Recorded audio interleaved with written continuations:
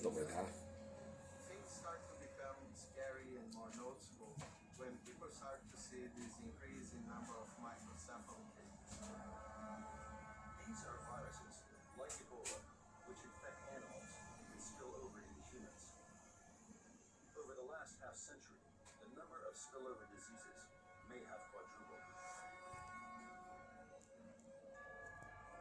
Now, to fight back, teams of scientists are on the hunt for viruses. Their mission, to catch dangerous pathogens before they spill over and spread out of control. We're not only looking to identify the pathogens that are out there that are available to spill over, but also our behavior that enables or facilitates that risk of spillover. The West African Ebola outbreak is almost under control, but it revealed that the world is not prepared for a regional epidemic. Will the next one be caused by an old enemy or a new foe? Because it's not a question of if another outbreak will strike, but when. And will we be prepared?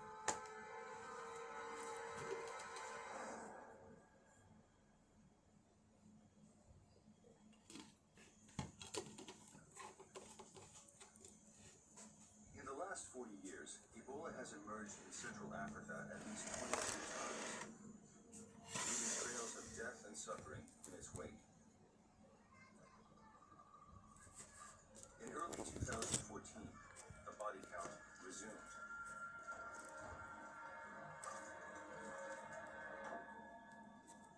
From the beginning, this outbreak was different. The infections appeared more than 1,500 kilometers away from other outbreaks, in a region that had previously reported only a single case. And it struck where it would do immense harm, on the border of 3 of the poorest West African nations. What made this the worst outbreak yet? In Central Africa, populations that had Ebola outbreaks were isolated into small villages. So in the early days, they were kind of self-contained. Ebola would get into a village, it would infect a lot of people, kill about 80 or 90% of them. But then, because that village was naturally isolated, the infection would die out. But West African towns aren't as isolated. They're connected by advanced road systems. And West Africa is more densely populated, giving diseases more opportunities to spread. Maybe worst of all, West Africa didn't expect Ebola, and they didn't recognize it when it struck. Ebola took West African nations and the world by surprise. The disease spread for months without being recognized. With this Ebola outbreak, it was a perfect storm. You had a public health infrastructure that was not prepared and wasn't looking for this particular virus. Unfortunately, because they weren't looking right away, they weren't diagnosing right away, and so control measures weren't put into place until there were more cases than the hospitals could contain. Ebola isn't the world's most deadly disease. Malaria, influenza, and diarrheal disease kill many more.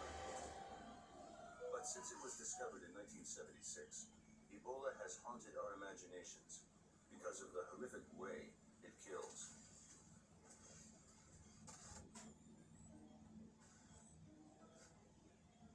Viruses are infectious agents that straddle the fence between living and non-living things. Unlike bacteria, which can live and reproduce on their own, viruses cannot. They need the body of a host. A virus's success depends in part on invading a species, and in some cases, many species. It's all about survival. Viruses subscribe to one of Darwin's core principles that species survive when they are able to diversify the habitats in which they live. So the more species they can occupy, the greater opportunity they will, as a entity, survive into the future. So if you think of animal populations, including humans, that we are habitats for viruses to diversify their range. Viruses reproduce by getting their genetic material into the cells of organisms and making copies. The strain of Ebola that terrorized West Africa excels at efficiently invading the human body, with devastating results. It kills up to 90% of the people it infects. 5 species make up the genus Ebola virus, but the one that caused the 2014 outbreak is the most deadly. Zaire Ebola virus. He was retarded. Musk was born in South Africa.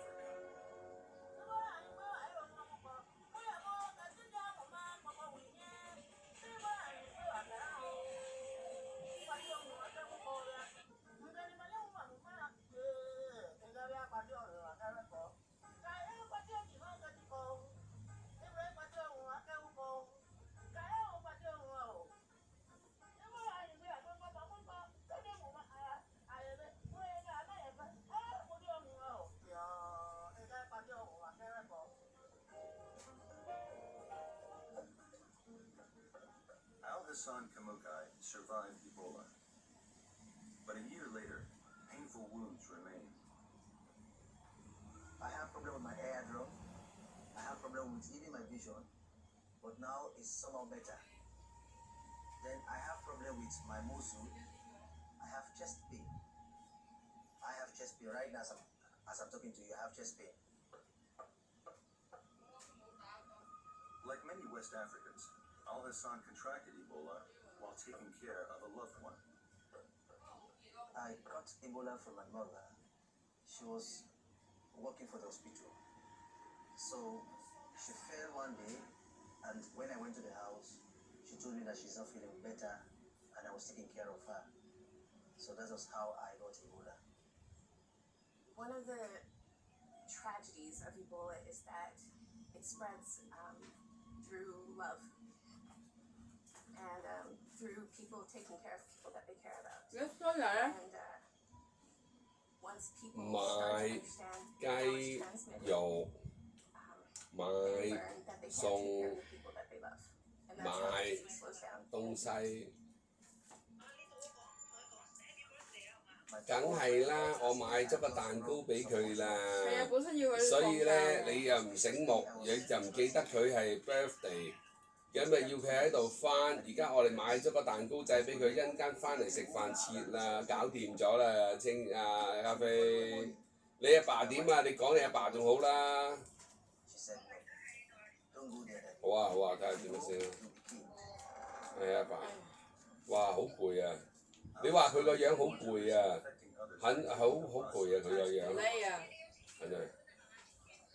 好啊，你同青青講啦，你同青青講啦，我同佢講，冇咩講啊，冇咩又唔係好唔知佢點嘅情況咧。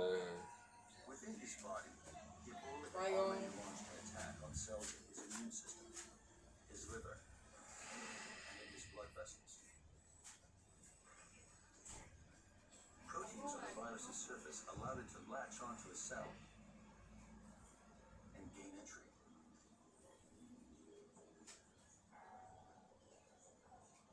But Ebola is a deadly Trojan horse. Once inside, the virus released its core of genetic material that tricked the cell into using its own machinery to make a swarm of copies of the Ebola genome. As they emerged from the cell, the copies became encased in a coat of viral proteins, making complete viruses. One virus had triggered the creation of thousands, each bearing a deadly payload. At the peak of infection, a patient can have 1 billion copies of the Ebola virus in 1 cubic centimeter of blood. Hours after he set out, Al-Hassan reached Kenema Government Hospital, where his true ordeal began. The place was very terrible. Seeing people dying, young kids are dying. You see, so it was like a hellfire. It was like a hellfire. But my own cousin, by the name of Masa Sherif, was lying down on this bed, on this other side. She could not survive. She died. I was in this room when the son of my sister died on the other bed, and a brother also was in the other bed, passed away. For 2 weeks, Al-Hassan himself teetered on the brink of death. But a strong immune system and good medical care helped him beat the disease.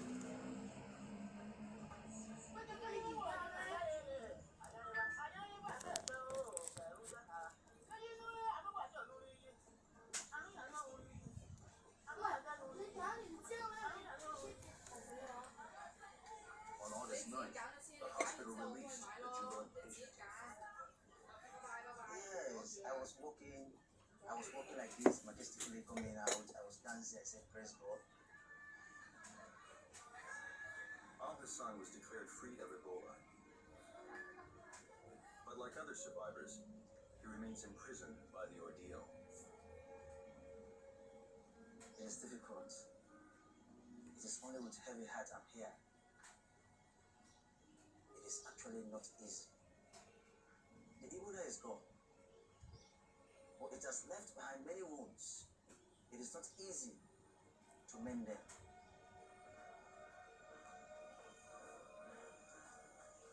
In the past, Ebola outbreaks had been halted by breaking the chain of infection.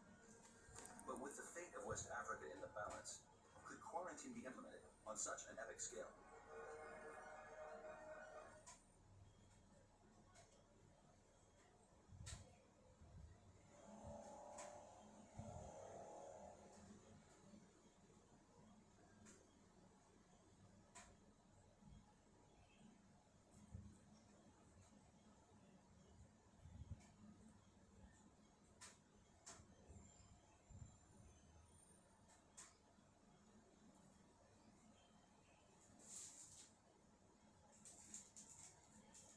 Fear and misinformation fueled bloody riots. Healthcare workers were targeted for murder.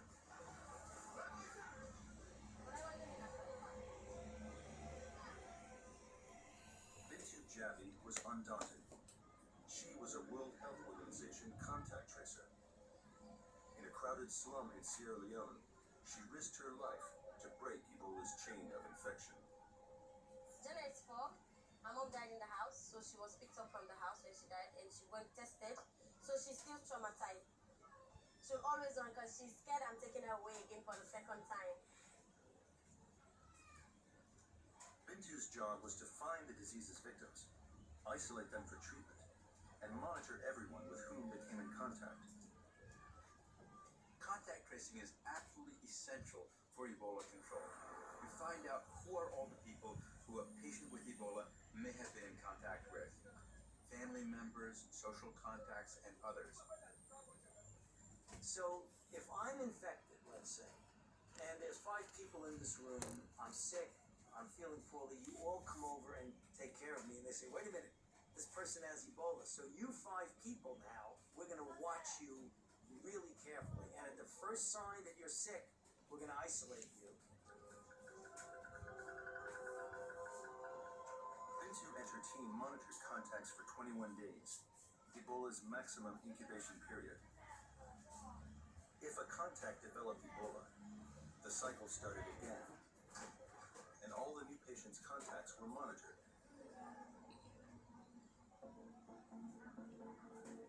Contact tracing can stop an outbreak from spreading, but it can also reveal how an outbreak began. Across West Africa, contact tracers recorded chains of infection. These chains are like family trees. Infected people spread Ebola to a new generation of victims. Each victim might spread the disease further, adding branches to the contact tree. But viewed backwards in time, back towards earlier infections, the branches become fewer. Eventually they lead to patient 0, the first person to contract Ebola in the West African outbreak. He was a 2-year-old boy. Mày đi à? Phải cho nó phải về. 呢個得唔得啊？樂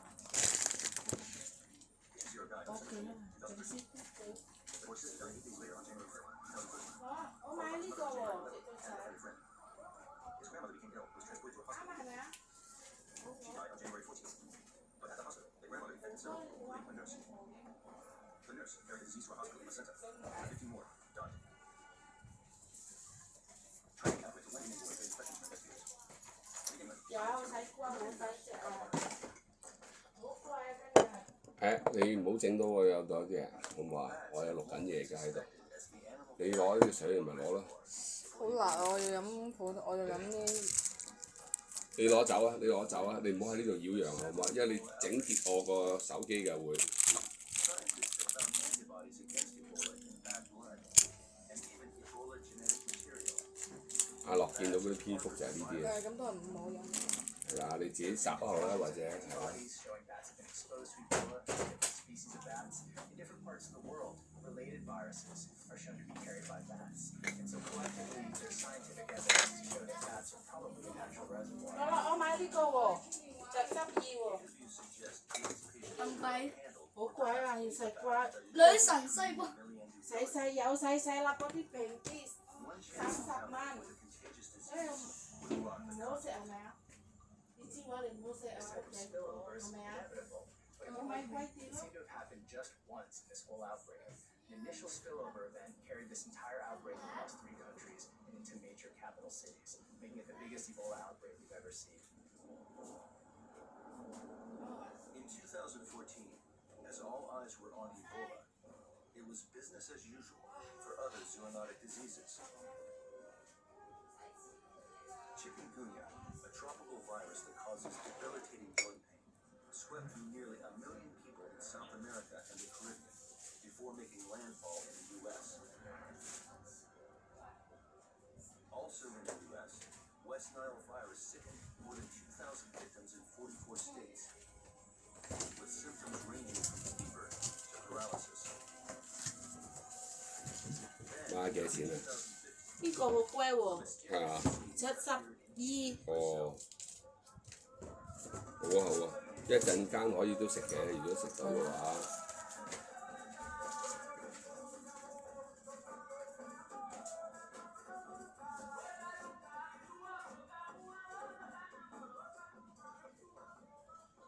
Tive fortes dores nas juntas, joelho, nas pernas, nos braços, algumas manchas. Agora eu tô saindo, porque fazia semana já, deu umas manchas na pele. Inchado, coça, muito, coçando o tempo todo. Ninguém dorme. 18-year-old Emmabrielle de Saluz complains of fever, joint pain, and a rash. In the spring of 2015, patients like Emmabrielle flooded clinics in Recife, Brazil. By examining their blood, health officials ruled out dengue, chikungunya, and other regional viruses. Finally, a diagnosis. So we had these several hypotheses, and we tested all of them, and it turns out it was Zika. In an adult, it's a mild disease that looks like dengue, but it doesn't have much fever, not as much muscle pain. Doctors in Brazil were relieved. Zika, which is commonly known as fever, was on people's radar as a dangerous virus. Until this time, Zika was not a big international news. Things started becoming scary by late September and October when people started to see this increase in number of microcephaly cases. We haven't seen nothing like this before. So many babies in a short period with microcephaly. In 1 week, we have seen about 13 babies with severe microcephaly. About 12 in a year is the median. When I saw the first baby, the second baby, and the third baby, I said, I never saw anything like this in my life. They had triangular faces, and they seemed to have no foreheads. And they had kind of a helmet in the back with the occipital, what we call the backbones, in a very strange shape. Samuel de Silva Swan. microcephaly. During pregnancy, a baby's head grows as its brain grows.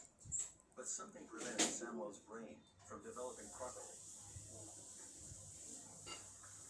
And the same thing happened to thousands of Brazilian babies born around the same time. Essa mulher tem uma tomografia muito comprometida e ele apresenta alguns outros problemas.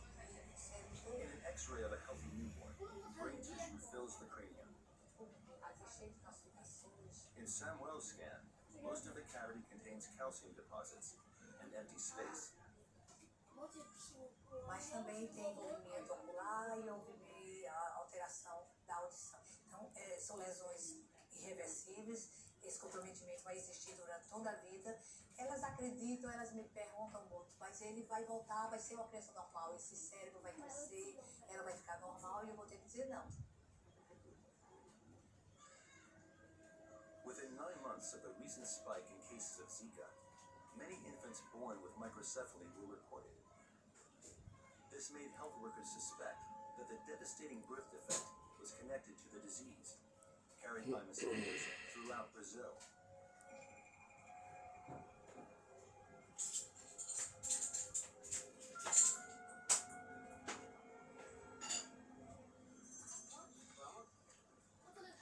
To test the hypothesis, Brazil's Ministry of Health fast-tracked a partnership with the Centers for Disease Control and Prevention.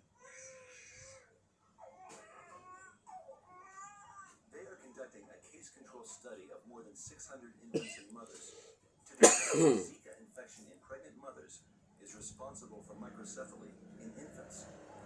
What we're doing is a case control study. So we have cases that are babies born with microcephaly and controls who are babies born without microcephaly in around the same geographic area and around the same time. And we're interviewing the mothers, examining the babies, measuring head circumferences, as well as testing both the mothers and the babies for Zika virus. We can compare the cases and controls to see if there's an association between Zika virus infection during pregnancy and then microcephaly in the infants. To overcome despair.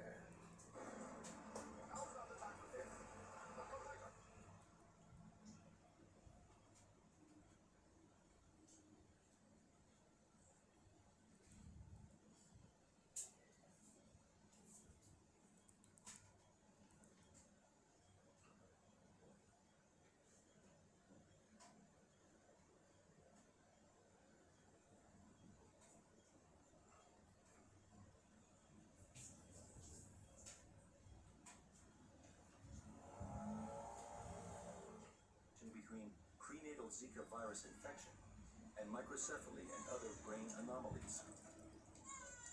This is a public health international crisis. I just never dreamt, as an epidemiologist of infectious disease, that I would see a congenital transmission by a virus that would do such a great damage and would be transmitted by mosquitoes.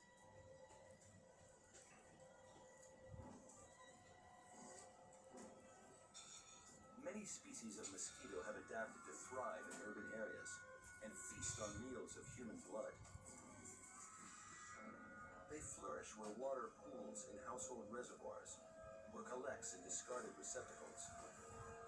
They like the human activity. They like to live in houses in urban areas. So every time we create a bigger city or we become more urbanized, we are increasing the infestation of mosquito.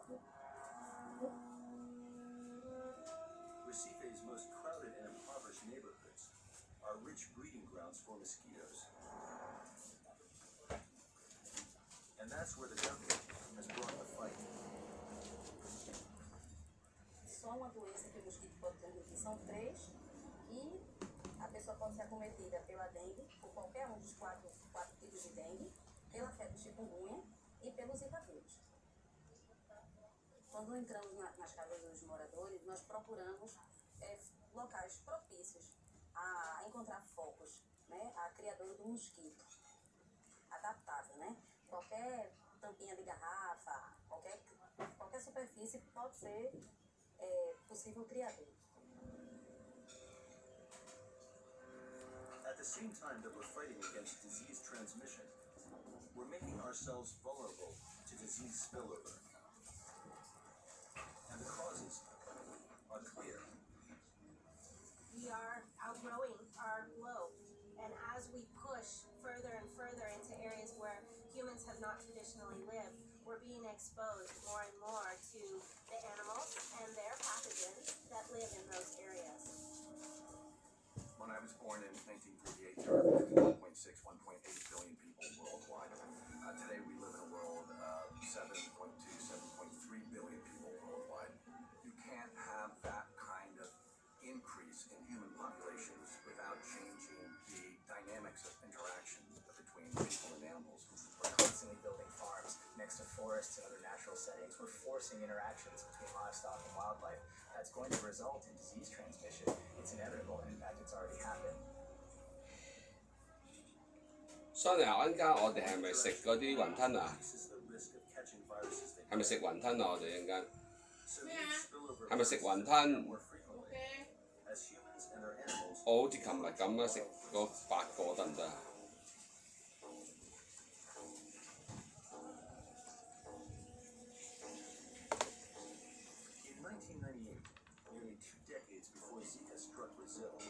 ？Southeast Asia faced a new viral enemy of its own.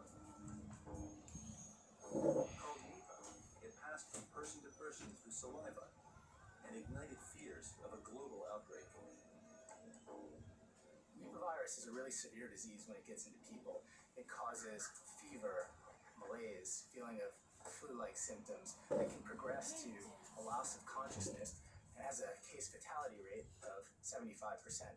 Which means that about 3/4 of the people who get infected with Nipah virus die. That's here in Bangladesh. Dr. Hussain Mohammed Sajjad is an assistant scientist for infectious diseases in Bangladesh. In the district of Firipur, he makes a house call on the rarest of Nipah patients, a survivor.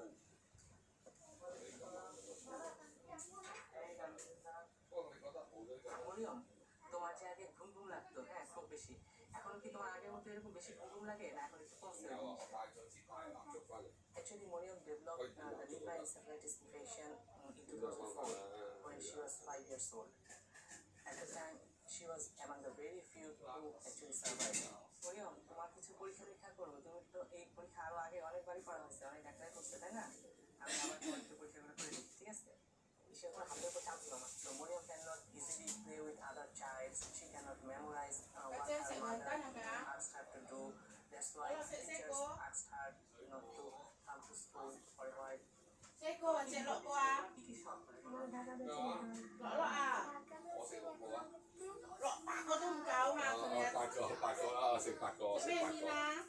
我食8個。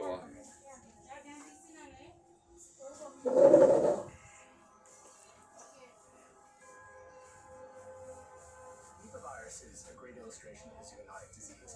We know that it's carried naturally by fruit bats across their range throughout Asia. It spills over into domestic animals or directly into people. But how did Nipah virus get from bats into people? Epidemiologists learned that in Bangladesh, people became ill with Nipah only between the months of December and March. That's a busy season for men like Mutala, a tree climber.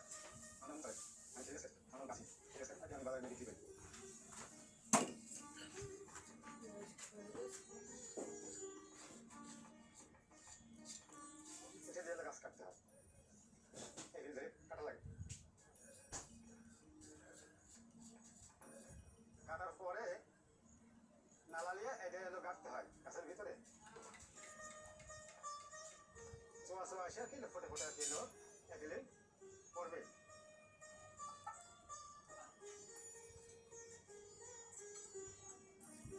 The hard-won date palm sap drips out and drains into a clay pot. The sap is collected between December and March. That's when Miriam and others fell victim to Nipah. Once infected, a victim's saliva, shared in casual contact, can infect others.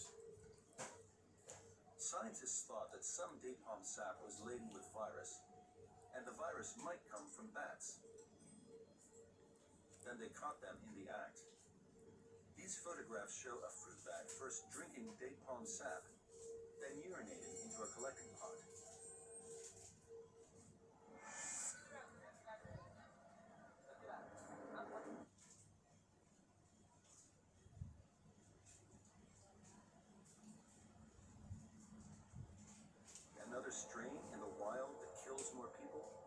transmits more easily. Could Nipah virus go global? One concern is mutation. It's possible that Nipah virus changes as it jumps from a bad host into humans, and it may adapt to a human host to become more easily transmitted. We're really concerned that this is a virus that could make its way from a rural village really easy into a city with 12 million people and international airport. That would be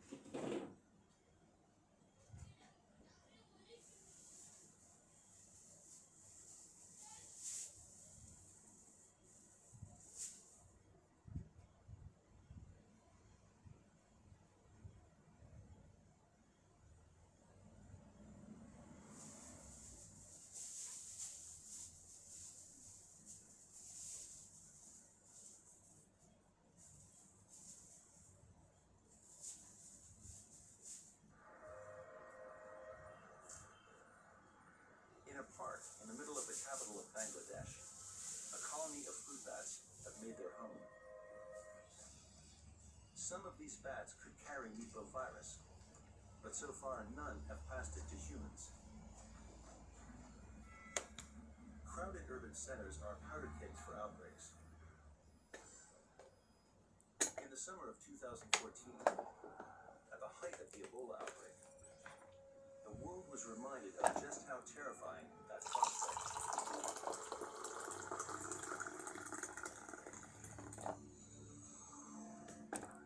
A man who flew while sick from Liberia to Nigeria and was exposed, presumably to a lot of people. Right now, U.S. health officials are Liberia, saying anyone who may have Nigeria. had contact with this U.S. citizen, Patrick Nigeria. Sawyer. Apparently didn't show symptoms until he was actually in the air Nigeria. sharing a cabin with dozens of other passengers. When the diplomat Patrick Sawyer arrived in Lagos, he was desperately ill. An ambulance rushed Sawyer to a private hospital, First Consultants Medical Center. Patrick Sawyer came to the hospital, and I was the second doctor on duty. It was the following day that I began to suspect that he may have Ebola. Sawyer had arrived from the heart of the outbreak, and his symptoms were consistent with Ebola. Dr. Igono wasn't the only one with suspicions. The hospital's chief doctor, Amayo Adedevo, told Sawyer he would be confined to the hospital pending diagnosis. He could not continue his journey. Sawyer grew agitated. He was making demands, wanting to leave the hospital. There was a time that a nurse went into his room and he yanked off his intravenous fluid and had his blood spilling everywhere. My mother was getting calls from the Liberian government, so she's scared of this guy. She's really concerned about him, but she realizes the threat that he poses to society. Yet she's getting serious pressure from his government officials to meet him. She refuses, of course. Dr. Adedevo sent Sawyer's blood to molecular biologist Christian Hammond to be tested for Ebola. I was stunned. I was speechless. I said, well, let me just go back and confirm. So I did the second time. It was positive, and then the third time, I was then very convinced that we had Ebola virus disease in the country. It was unthinkable. The staff of the hospital, everybody was running helter-skelter. The cleaners, the ones who brought food to him were all, very, very scared. I got scared for Nigeria. I got scared for the world. I got scared for Africa. Because I knew that if we had an epidemic of Ebola in Nigeria, it was going to go like wildfire. And then the number of deaths definitely was going to be counted in millions. The scariest moment in the entire Ebola epidemic was when it hit Lagos, because it had the potential of spreading explosively in a city that has the same population of all three West African countries combined. Really, at this point, the world was on the brink of a catastrophe where Ebola could have been spreading for years to Africa. It was a turning point for humanity. Lagos is Africa's most populous city. Every hour, countless numbers leave by plane, train, car, bus, and on foot. For Ebola, Lagos would be the launching pad to the world. I think I contracted Ebola when I picked up Patrick Sawyer's IV bag.